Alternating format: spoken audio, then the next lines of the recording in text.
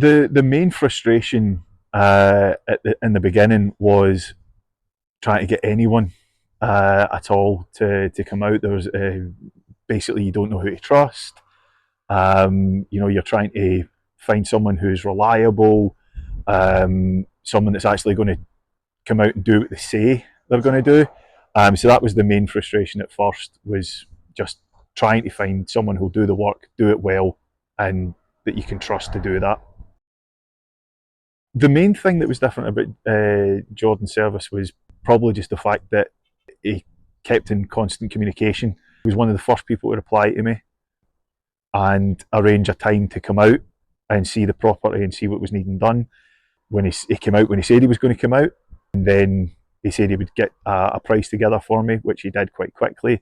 And then he said, after the big storm at the end of January, he was quite busy with a lot of emergency work. This isn't an emergency, so he said, as soon as we can get out, we will. It'll be a few weeks, and every week we kept in touch, and he would just say, it's still going to be a wee while, or we'll get to you the next week, or what have you. But he was always replying to any messages that I would send, and whenever we got a date in the diary to actually come out, he was here, and the boys started work exactly as they said they would.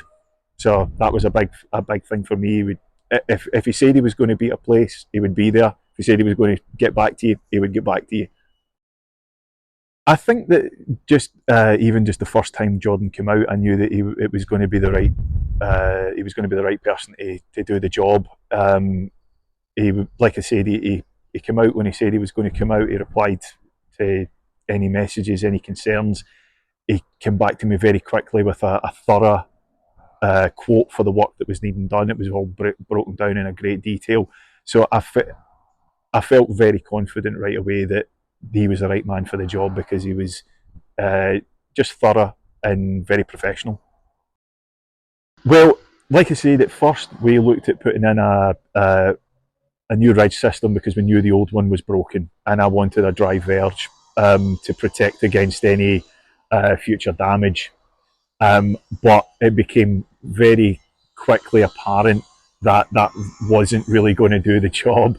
Unfortunately, the roof's never been replaced, so it's about 70 years old, possibly. So there was a lot. Jordan identified a lot of rotten timber as soon as they started lifting tiles off, and it became really clear really quick that there's no point in trying to patch a damaged roof up. It's not practical.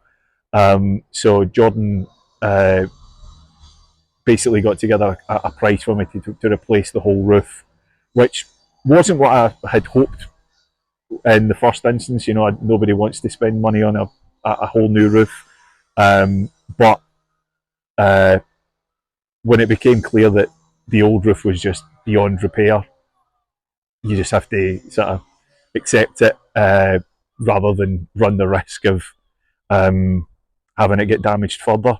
Because unfortunately I found out the hard way that insurance companies don't like replacing roofs if they're damaged. So my plan is to have a nice new roof, and if anything should happen to it, if another storm comes and tries to take it away, then at least I'll be able to say, no, it was brand new and it was in good working order.